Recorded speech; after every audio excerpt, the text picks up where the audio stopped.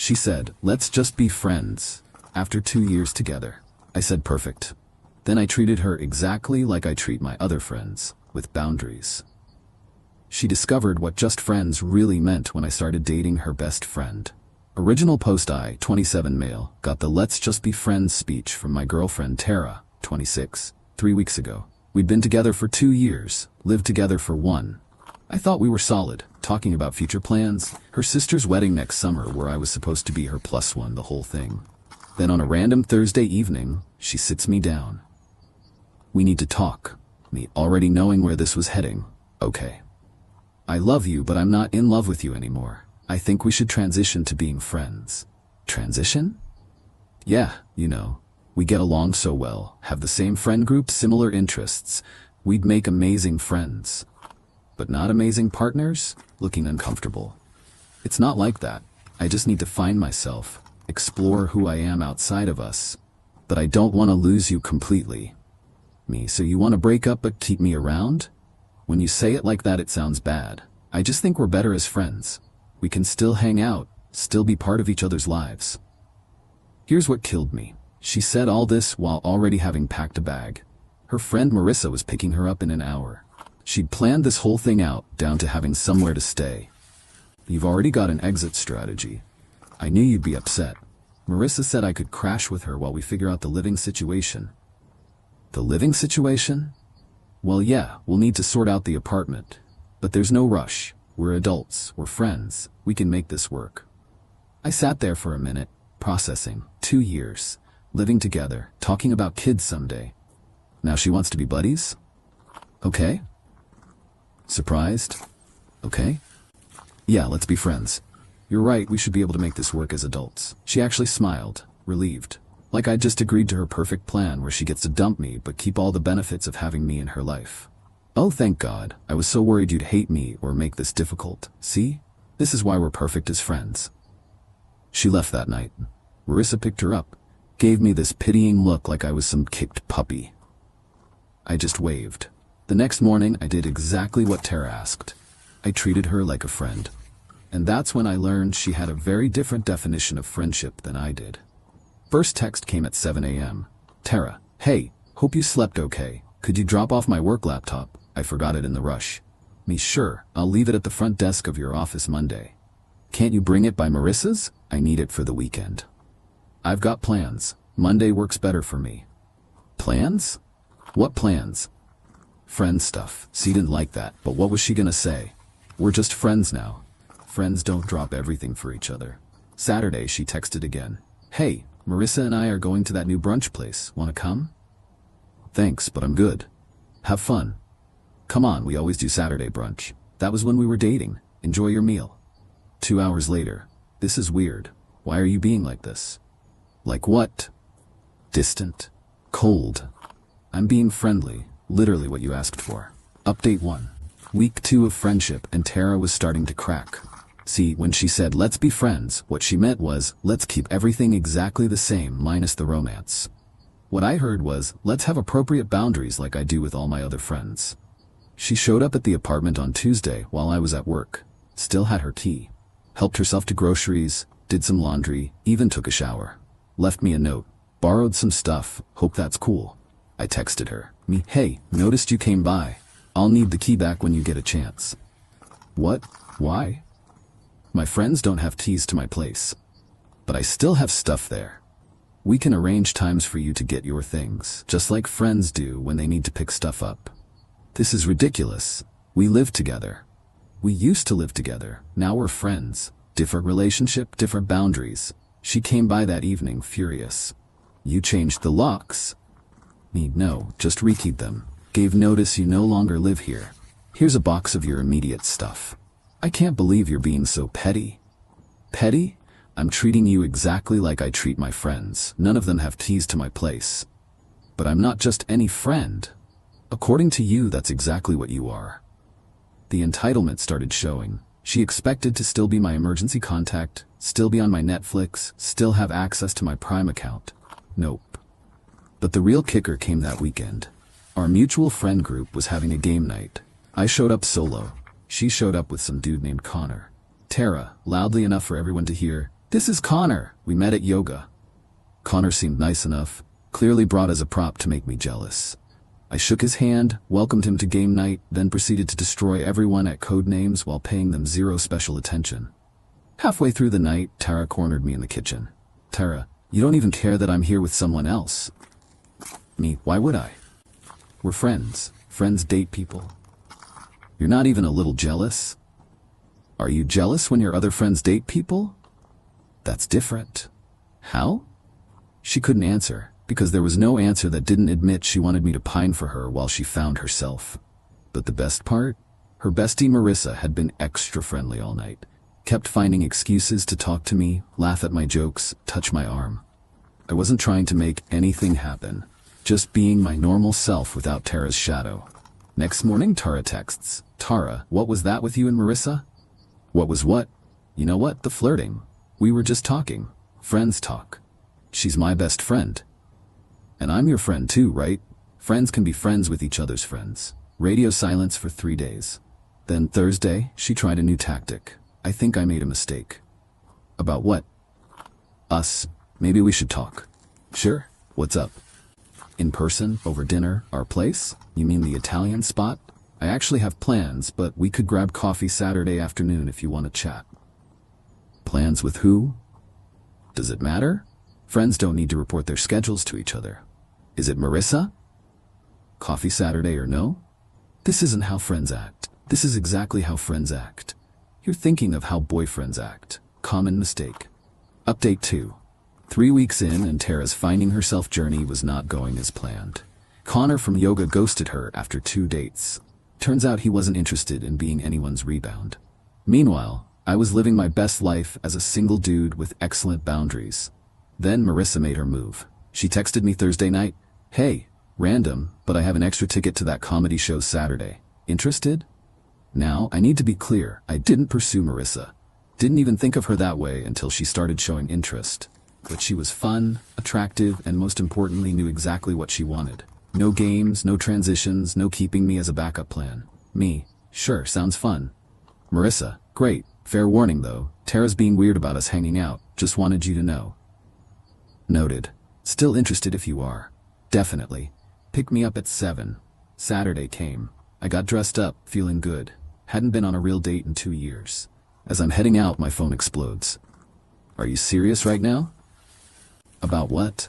Marissa told me you're taking her out. She invited me to a comedy show. You can't date my best friend. Why not? We're both single. Because it's girl code. She can't date my ex. I thought I was your friend, not your ex. You know what I mean? I really don't. Friends don't have dibs on who their friends can date. She called 17 times. I put my phone on silent. The date with Marissa was fantastic. She was actually hilarious, something I'd never noticed when she was just Tara's friend.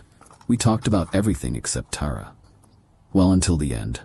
Marissa, I should probably tell you, Tara's losing it. She called me crying, saying I betrayed her. Me? How do you feel about that? Honestly, she's been a pretty crappy friend lately. Everything's about her journey and her growth. She literally told me last week that keeping you as a friend was her safety net in case she didn't find someone better. She said that? Word for word.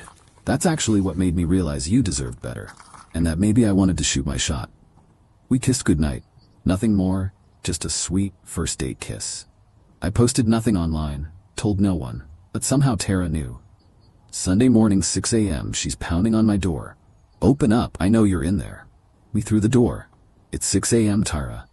I don't care, we need to talk now. About what? You kissed her, my best friend. Me and? I opened the door. She looked rough. Hair unwashed, eyes red, wearing the same clothes from Friday. You're doing this to hurt me. I'm living my life, you're the one who decided we shouldn't be together. I said friends, not that you could date my friends. You said you needed to find yourself, I'm letting you, while I move on. With Marissa? She's single, I'm single, we like each other. That's how dating works. She tried to push past me into the apartment. I blocked her. You don't live here anymore. I have things inside. Then schedule a time to get them, like we discussed. You're being cruel. Me, I'm maintaining boundaries. There's a difference. That's when the real entitlement showed. She started a campaign, calling mutual friends, spinning stories about how I was revenge dating her best friend, how I was manipulating the situation to hurt her. Some friends bought it, most didn't. Our buddy Jake called me, "Bro, Tara's saying you're only dating Marissa to get back at her." Me, did she mention she dumped me to find herself, but wanted to keep me around as a friend? She left that part out. Funny how that works. But Tara wasn't done. She tried to sabotage my work, called my office claiming to be my emergency contact, saying I was having a mental health crisis and needed time off. My boss called me in, concerned. "Boss, your girlfriend called, said you're struggling?" Me, ex-girlfriend, and I'm fine. She's having a hard time with the breakup. She seemed very convinced you needed help. Me, I'll handle it. Sorry she bothered you. Documented everything with HR. Started a paper trail just in case. Update 3. A month after the "let's be friends" conversation, Tara's carefully constructed plan had completely backfired. Marissa and I were officially dating. Nothing serious yet, just enjoying each other's company without the drama. Tara, on the other hand, was spiraling. She tried everything. First, she attempted to turn Marissa against me by sending her screenshots of our old conversations, love notes I'd written, intimate photos, clothed, but clearly couple photos. Marissa showed me everything. "Marissa, she's trying to make me jealous of your past relationship." Me, "Is it working?"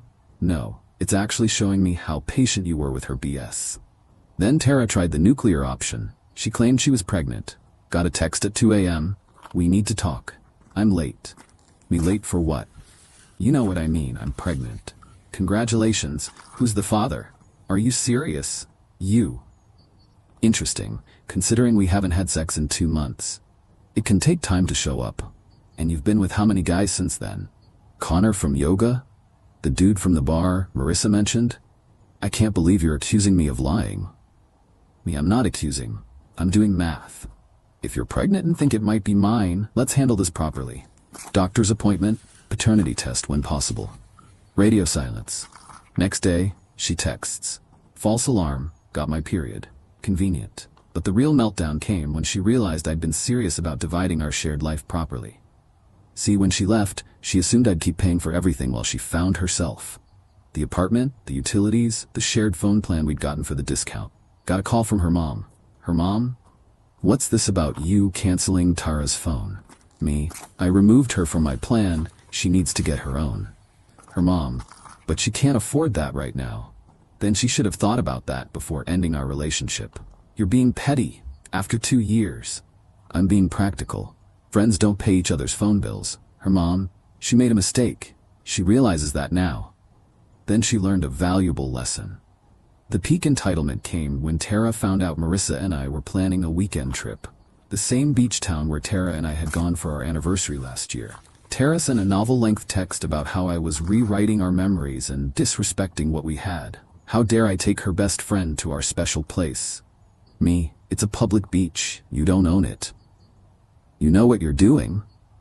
Yeah, taking my girlfriend on a nice weekend trip. She's not your girlfriend, she's my friend. Was, past tense, she dropped you after you tried to guilt trip her for being happy. That's when Tara made her biggest mistake. She showed up at Marissa's work, caused a scene. Security had to escort her out. Marissa's boss was not amused. Marissa called me, shaken. She's lost it, completely lost it. She screamed that I stole her life. Want to file a restraining order? I might have to. This is insane. Final update. The restraining order was the wake-up call Tara needed. Well, that and getting fired from her job for missing too many days while having her various meltdowns. Turns out, finding yourself is hard when you're also stalking your ex and his new girlfriend. Last I heard from mutual friends, she moved back in with her parents. She's in therapy, court-mandated after the work incident. She's blocked on everything by both Marissa and me. Connor from yoga is dating someone else and posts about it constantly. She works part-time at a bookstore now, Kalu. The entitlement never fully broke, though. She sent one last email before I blocked that too. "I hope you're happy. You got everything you wanted. You turned my best friend against me, made me look crazy, ruined my life, all because you couldn't handle being just friends. I tried to let you down easy, to keep you in my life because I cared about you. But you had to be vindictive. You had to win. Well, congratulations, you won. You and Marissa deserve each other." I didn't respond. What was the point? In her mind, she's still the victim of some elaborate revenge plot instead of someone facing the consequences of her own choices. The truth? I never planned any of this. When she said, "Let's be friends," I took her at her word. I treated her exactly like I treat my friends, with boundaries, respect, and appropriate distance. The fact that she couldn't handle that says everything about what she really wanted. She wanted me to pine, to beg, to wait around while she played the field. She wanted the emotional security of knowing I was there while she looked for something better. When I didn't play that role, when I actually just treated her like a friend and moved on with my life, her whole plan collapsed. Marissa and I are still together. It's been good, drama-free, honest, adult. We joke sometimes about the insane way we got together, but mostly we just enjoy each other. Turns out dating someone who knows what they want is refreshing. My advice, when someone says they want to be just friends after a serious relationship, believe them. Then actually treat them like a friend. Nothing more, nothing less. Set boundaries, move on, live your life. Because here's the thing, real friends want you to be happy. They don't expect you to sit in limbo while they figure things out. They don't feel entitled to boyfriend privileges with a friend label. Tara wanted all the benefits of a relationship without any of the commitment. She wanted me to be her backup plan, her safety net, her emotional support, while she explored other options. When I refused to play that role, when I took her at her word and treated her like just another friend, reality hit hard. The best part? I didn't do anything vindictive. Didn't seek out Marissa to hurt Tara. Didn't blast her on social media. Didn't try to turn people against her. I just lived my life, set healthy boundaries, pursued someone who actually wanted to be with me. Tara's downfall was entirely self-inflicted. She ended our relationship. She tried to keep me as a backup. She freaked out when I moved on. She harassed her best friend. She made scenes at work. She tried to manipulate everyone around her. All I did was exactly what she asked. I treated her like a friend. Turns out, that was the cruelest thing I could have done. Not because I meant it to be cruel, but because it forced her to face the reality of her choice. When you dump someone but expect them to act like they're still devoted to you, actual friendship feels like punishment. But it's not. It's just friendship. The thing she said she wanted. Funny how that works.